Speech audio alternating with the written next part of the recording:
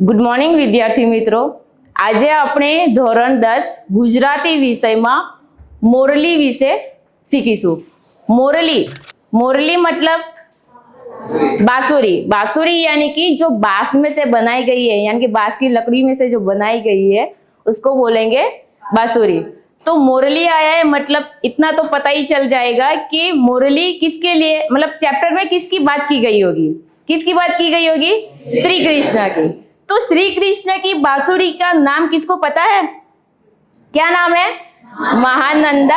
महानंदा और समोहिनी। तो हम लोग मोरली चैप्टर पढ़ेंगे आज। उससे पहले हम लोग कवित्री के बारे में जानेंगे। कवित्री है मीराबाई। कौन है? मीराबाई। उसका जन्म हुआ है 16वीं सदी में। 16वीं सदी क्यों बताया गया है? क्योंकि उसका ना जन्म की डेट, मंथ कुछ पता नहीं था। मोरली जो पद है, पद यानी कि काव्य का जो कवित्री है उसका नाम क्या है? मीराबाई।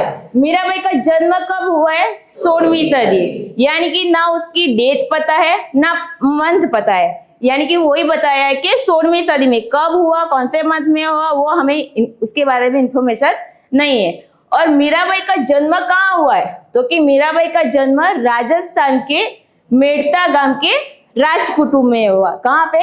राजस्थान के मेड़ता गांव के राजकुटुंब में। अब नेक्स्ट क्वेश्चन आता है कि मीराबाई ने अपना जीवन कहाँ पे और किसके साथ बिताया? तो कि मीराबाई ने अपना जीवन साधु संतों के साथ कहाँ पे? मेवाड़, व्रज और द्वारिका में बिताया था। नेक्स्ट आता है कि मीराबाई ने जितने पद लिखे, कृष्ण भक्ति के पद जितने लिखे, उसमें कितनी भाषा है? तो कितनी भाषा है? गुजराती के अलावा व्रज, राजस्थानी और हिंदी, 4 भाषा में मीराबाई ने पद लिखे। अब मीराबाई के जितने भी पद है उसमें कृष्ण के प्रति क्या दिखाया गया है? प्रेम और भक्ति। मीराबाई के जितने भी पद है उसमें कृष्ण के लिए प्रेम और भक्ति हमेशा बताए गए। यहाँ पे जो कवित्री का इंट्रोडक्शन दिया है, परिचय दिया है, वो सारे जो है, जैसे कि कवित्री का नाम हो, उसका सदी हो, उसका जन्म कहाँ हुआ है, उसने जीवन कहाँ बिताया है, कितनी भाषा में उसने पद लिखे हैं, पद में क्या दिखाई देता है, वो सारा जो है बोर्ड की एग्जाम में आता है। चाहे वो मैच द कॉलम हो, चाहे ट्रू और फॉल्स हो, चाहे फिलिंग द ब्लैंक्स हो या वन वर्ड हो, यानी कि ये सारे क्वेश्चन जो है कहीं ना कहीं किसी तरीके से बोर्ड की एग्जाम में आता है। तो आप लोग को ये याद रखना जरूरी है। अब आएगा लेसन के बारे में। हम देखेंगे काव्य अभी। वागे छे रे वागे छे वृंदावन मोरली वागे छे। अब यहाँ पे दिया है वृंदा। तो वृंदा का मतलब क्या होता है? तुलसी। क्या होता है? तुलसी।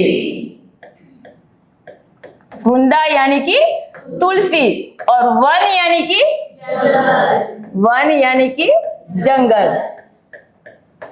यानी कि वागे छे रे वागे छे वृंदावन मोरली वागे छे, यानी कि वागना मतलब बजना। कहाँ पे मोरली बज रही है? वृंदावन में। तेनो नाद गगन में गाजे छे। नाद मतलब आवाज,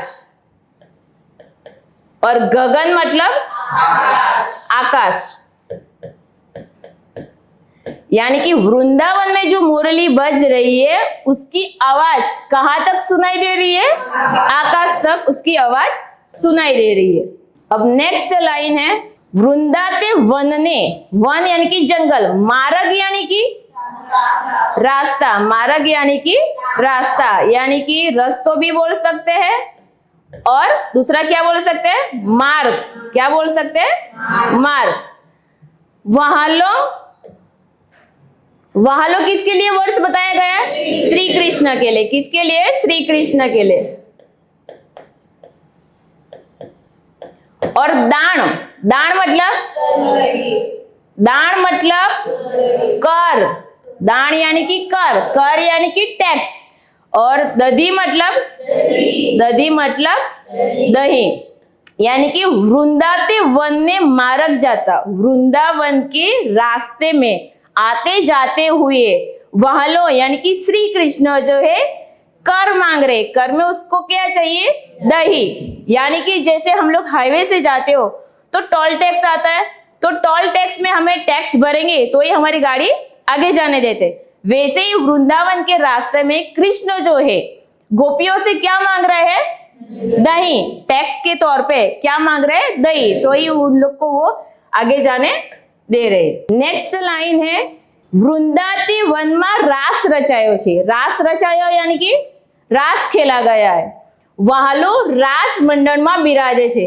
यहाँ पे आप लोग एक पिक्चर देख रहे हो कि वृंदावन में क्या कर रहे हैं लोग, रास कर रहे हैं। और वहालो, वहालो यानी कि श्री कृष्ण, श्री कृष्ण जो है रास मंडल यानी कि सर्कल में गोपियां रास कर रही है और वहालो बिराजे रास मंडल में यानी कि बीच में बिराजमाने। का बिराजमाने, बीच में। नेक्स्ट है, पीड़ा पीतांबर जरकसी जामा, पीड़ो ते पटको बिराजे।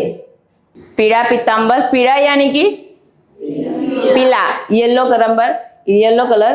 पीतांबर यानी कि कपड़े का, मतलब कपड़ा जो होता है उसको पीतांबर बोलते हैं। जरकसी जामा यानी कि जो येलो कलर का कपड़ा पहना है उसमें जो एम्ब्रॉयडरी वर्क है उसको जरकसी बोलते हैं। क्या बोलते हैं, पीड़ो ते पटको यानी कि जो हाथ पे लिया है, यानी कि कपड़े का छोटा सा जो टुकड़ा होता है उसको पटको बोलते हैं। यानी कि वो येलो कलर का है तो उसने ये 3 पहरवेश पहना है यहाँ पे, यानी कि पीड़ा पीतांबर, जरकसी जामा और पीड़ो पटको। पीतांबर का मतलब क्या होता है, पीड़ा रंगनु वस्त्र, उसको बोलेंगे पीतांबर। काने ते कुंडल, यहाँ पे कान में कुंडल दिख रहा है, काने ते कुंडल, मस्तके मुगट और मुख पर मोरली बिराजे छे। यानी कि कान में कुंडल, मस्तके मुगट और मुख पर मोरली बिराजे छे। क्वेश्चन आंसर में आता है 3 मार्क्स के क्वेश्चन में कि कृष्णना पहरवेशनु वर्णन करो। तो आंसर में क्या लिखना है, पीड़ू पीतांबर, जरकसी जामो, पीड़ो पटको, काने कुंडल और मुख पर मोरली शोभे छे। ओके, नेक्स्ट है, वृंदाते वननी कुंज गली मा। कुंज गली का मतलब क्या होता है,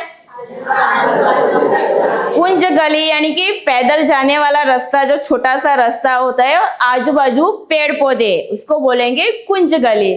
वहालो थनक थनक थई नाचे छे। वहालो यानी कि श्री कृष्ण जो है थनक थनक थई नाच रहे। तो ये भी जो है 2 मार्क्स के क्वेश्चन में पूछा जाता है कि कृष्ण क्या अने केवी रीते नाचे छे।